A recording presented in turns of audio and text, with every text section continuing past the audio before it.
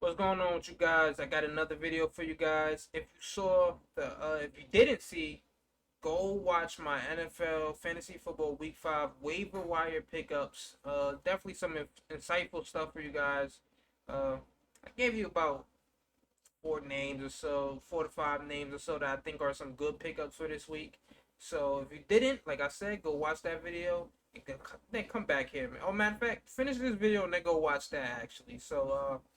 This video though, you guys see by the title, we're about a quarter. We're about a quarter through the season. It's 17 games, but I'm still going to stop it after about week 4 because I think a few teams might start their bye week this week.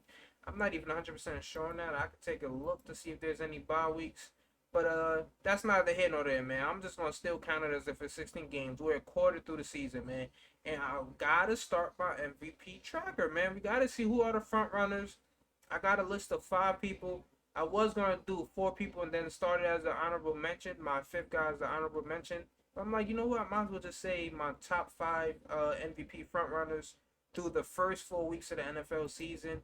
And I ain't gonna hold you all day, man. We're gonna start at number 5. This one right here, I think is gonna have a lot of people like, I don't know if I'm really feeling that one or so. It's a defensive guy.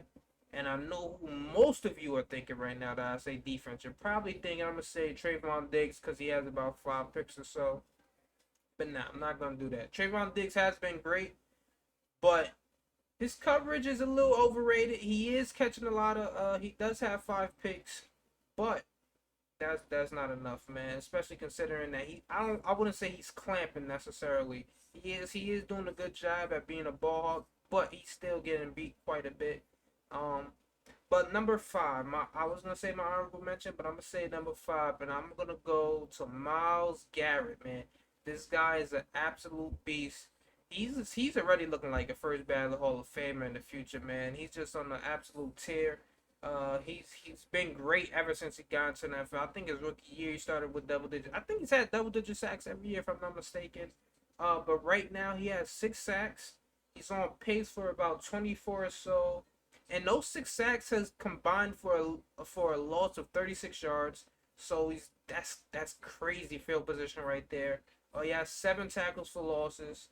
The Browns are second in defense in total yards, and they're fourth in scoring defense. So I want to show a defensive guy some love. Um, and I felt like Myles Garrett is the guy. Now, of course, Chandler Jones, he started week 1 with 5 sacks. He hasn't picked up one yet. He's up there for another defensive guy, but the Colonel's defense, I'm not super sold on them actually. But he's still up there. But like I said, I got at number 5. I got Myles Garrett.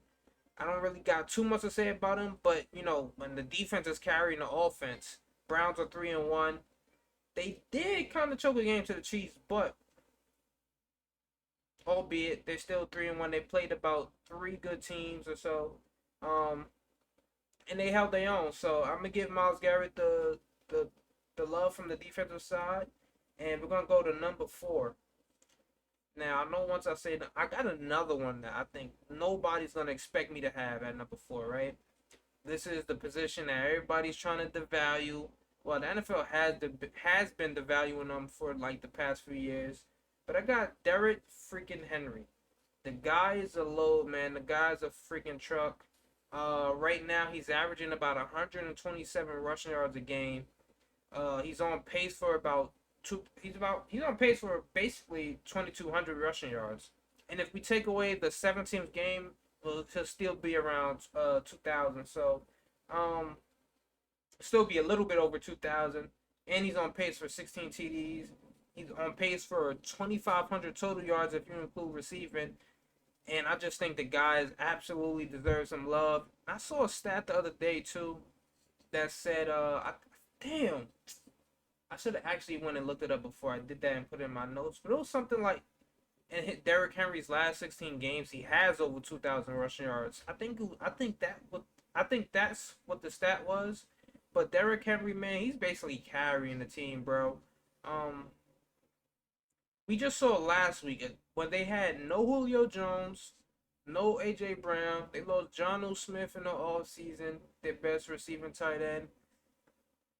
he was still able to put up a bunch of yards on the Jets. He had well over 100 yards against the Jets. I think it was around one.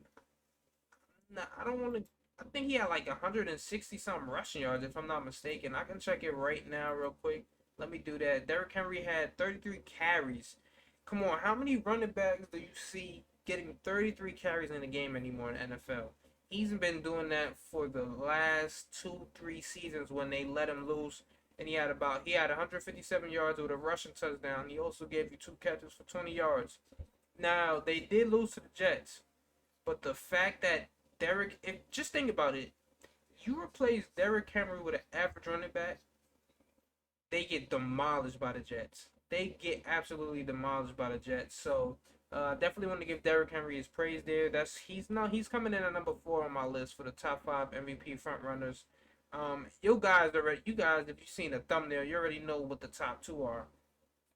But at number 3, I got the young, up and coming superstar quarterback Justin Herbert, and it kind of pains me to say that because I'm a Broncos fan, and we really got the worst quarterback in the division, in Teddy Bridgewater, Drew Lock, whatever combination you want to go with. Um, Justin Herbert right now, he's 3-1. He beat the Chiefs. Just look at his strength of schedule. He beat the Chiefs, who's still, even though they're 2-2, they're still arguably a top 3, top 5 team in the NFL. They just on the downslope on defense. He's beat the Chiefs. I think they were a legal formation away from basically beating the Cowboys. It was some fluky that they scored a TD, but it was some nonsense where it got called back. And the Cowboys, if you guys have been watching, they're 3-1 as well. So he beat the Chiefs, beat the Cowboys. He's beaten the Raiders, who were undefeated as well. And he put on a clink. Now the yards from that game weren't spectacular, but just the way he was able to control the game, and just the 3rd down and 4th down conversions that kept them moving the chains. It was just really impressive to see. He made some really accurate throws, just some generational type throws, man. I'm just gonna be honest. Like I said, it pains me to say that, considering I'm a Broncos fan. But let's go on to the pace that he's on. Well, I don't even have the pace. I actually put down his actual stats. So right now he has about 1,200 passing yards through the first 4 games. 9 TD. He has 9 TDs, on pace for 38 TDs. He has a 69% completion percentage. He's just absolutely looking like a stud out there. Like I said, the strength of schedule, honestly, from the 2 other guys I have here, his strength of schedule has been the best, honestly. So he can still make the case for number 1, but I got him at number 3. I feel like the Chargers defense has been playing well too. Just if you really look at it, the Chargers defense has been carrying them. And you could probably say the same thing for the guy I have at number 2, but the guy got number 2, Kyla. Nope, I'm trolling. I got Josh Allen at number 2. Right now he's on pace for 4,500 passing yards, 38 TDs passing wise, 38 TDs through the air, 500 rushing yards, and about 4 TDs on the ground. That's special, man. This guy has been putting on an absolute clinic for the past 2 seasons. He had an MVP-like season last year too. He started out last season. He started out on fire. He slowed down in the middle of the season. Then he picked it up towards the end. These guys finally got a playoff victory. Who was it that the Bills beat? I think it was the Ravens. The Bills beat last year. Am I wrong? Am I right? Or am I wrong? I think I'm almost positive it was the Ravens they beat last year. The Ravens beat the Titans, and then these guys beat the Ravens. I think that's who it was. All right, so last year, I got it right here. They beat the Colts. Bills beat the Colts.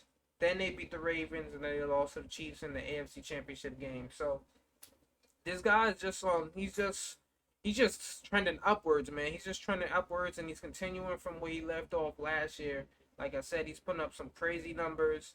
I do have to be honest though, the strength of schedule hasn't been as nearly as impressive as the Chargers, but I just like what he's doing on the field. And honestly, you can basically say he's a block punt away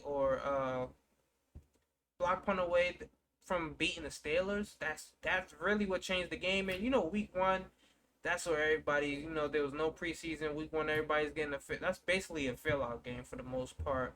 And ever since then, Josh Allen has been put on a clinic. So he's my number two guy. Now number one, I got Kyla Murray. Right now he's on pace. Listen to how crazy this guy is. I think Kyla Murray. What is Kyla Murray like? 5'10", short guy, pretty athletic, pretty quick. But just listen to the pace that Kyla Murray's on. I just spit too. That was nasty. Might need some water. He's on pace for 5,400 passing yards. Now let's just say we take out the game 17. You know, most seasons have been 16 games, and this year they took out the one preseason game and put in the game 17. So he's still on pace. Even if you take out that one game, he's on pace for around 5,100 passing yards. He's on pace for 38 TDs, 500 rushing yards, and 12 rushing touchdowns.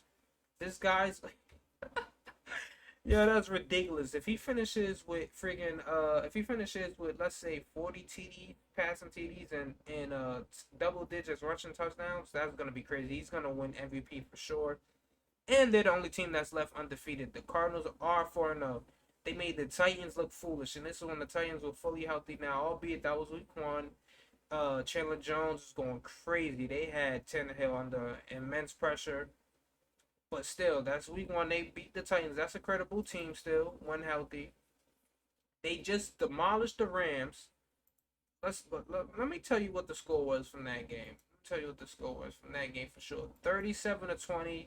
Kyler Murray was 24 for 32, 268 passing yards, 2 TDs, no interceptions. He had 6 carries for 39 yards. Great numbers for a young QB. And right now he's looking like he's the front runner, bro. And I want to see who they play next week too, cause they might go 5-0, and he might hold on to this lead for the next quarter.